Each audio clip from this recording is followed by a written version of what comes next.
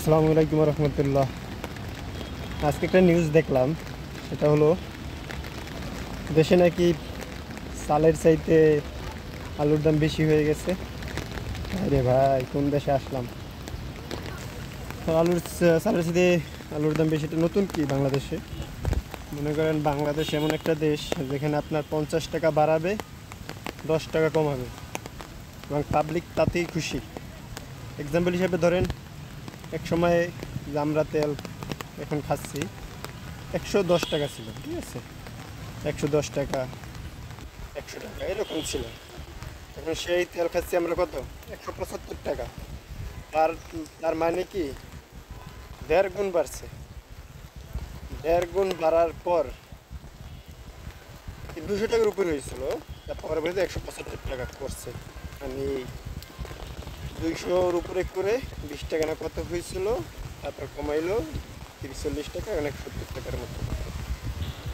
আপনাকে বুঝতে হবে যে বাংলাদেশ এমন একটা দেশ যেখানে আপনার আলুর দাম এখন মনে করেন 50 টাকা, মনে করেন 80 টাকা হয়ে গেছে, তারপর 10 টাকা কমাবে, তাতে আমরা বাঙালিরা খুশি। কারণ আমাদের মেন্টালিটি এরকম হয়ে গেছে। কিন্তু দেখেন আমাদের যারা সচরাচর এই করি, তার কয় টাকা ইনকাম, কয় টাকায় স্যালারি পায়। দেখা যায় একটা বাসা ভাড়া নিয়ে থাকা খাওয়া একটা পরিবারের মাসে 50-60 হাজার টাকা খরচ হয়, সেই ইনকাম করে কত? মাস শেষে দেখা যায় সে ঋণ করে চলতে হয়। ঠিক আছে, এই হলো অবস্থা। সুতরাং আসলে আমরা না পারি প্রতিবাদ করতে, না পারি কিছু করতে।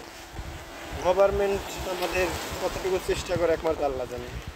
ঠিক আছে, আসলে গভর্নমেন্ট চেষ্টা করলে এগুলো এই ধরনের দুর্নীতি কিন্তু অন্তত মানুষের যে নিত্য প্রয়োজনীয় দ্রব্য, এগুলো যেন মানুষ খেতে পারে। ঠিক আছে, মানুষ যেন এগুলার মানে এগুলার আলু, পেঁয়াজ, ডাল, শাক, কাঁচামরিচ, এগুলো তো মানুষের নিত্য প্রয়োজনীয়। এগুলোর দাম হুটহাট করে কীভাবে পারে আমি বুঝলাম না কিছু। ঠিক আছে, আল্লাহ জানে। বাংলাদেশের খাদ্য অধিদপ্তরের এগুলোর দিকে, ভোক্তা অধিদপ্তরের এদিকে নজর দেওয়া উচিত, খুব গুরুত্বপূর্ণ। দেখেন, যে মানুষটা 7,000-8,000 টাকা, 10,000 টাকা স্যালারি পায়, সে মানুষটার ঘর ভাড়া, খাওয়া, তারপর মনে করেন আনুষঙ্গিক আরও খরচ থাকে, যেমন স্বাস্থ্যসেবা, বিভিন্ন খরচ নিয়ে 10,000 টাকা একটা মানুষ ঢাকার শহরে আসলে একটা পরিবার থাকাটা খুবই কঠিন। ঠিক আছে, কয়টা মানুষের আছে যারা 20,000, 30,000 টাকার উপরে স্যালারি পায়? হাতে গোনা কিছু হইতে পারে, কিন্তু ম্যাক্সিমাম মানুষের আয় কিন্তু 20-এর নিচে। 10,000 একটা গার্মেন্টস কর্মীর বেতন কত? 7,000, 6,000, 8,000 টাকা। সুতরাং এইসব দিকে একটু সরকারের অবশ্যই নজর দেওয়া উচিত, খাদ্য উদ্যোগের নজর দেওয়া উচিত, যাতে মানুষের দুর্ভোগটা তারা বুঝতে পারে, মানুষের কষ্টটা বুঝতে পারে। এই যে 50 টাকা বাড়াইলাম, 10 টাকা কমাইলাম, এই ধরনের থিওরি আসলে সাধারণ মানুষকে দেওয়া করা উচিত না।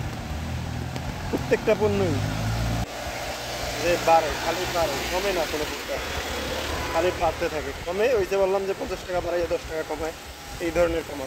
ঠিক আছে, ওই যে হুমায়ুন ফরিদের একটা দেখছিলাম, ভিডিও ক্লিপ দেখছিলাম মুভির, যে ব্যবসায়ীর আর্টসের দাম বাড়াইতে 1 টাকা, হুমায়ুন ফরিদে বলতেছিল যে আপনি 2 টাকা বাড়াই দেন। তারপর চামচারা বলতেছে চাইছিল 1 টাকা, তারপর বাড়াইলেন আপনি 2 টাকা কেন? তারপর বললো যে 2 টাকা বাড়াইছে, 1 টাকা কমাই দিব, তাতে পাবলিক খুশি। ঠিক আছে, এই ধরনের পলিসি আসলে মুভিতে হয়, তো আসলে সত্যিকার আমাদেরও ওই তো হয় এরকমই মনে হচ্ছে। কারণ বিগত দিকগুলো দেখা গেছে এইগুলাই, যে আসলে 50 টাকা বাড়ে, 10 টাকা কমে, 5 টাকা কমে, এমনকি কিছু কিছু জিনিস তো পয়সা কমে।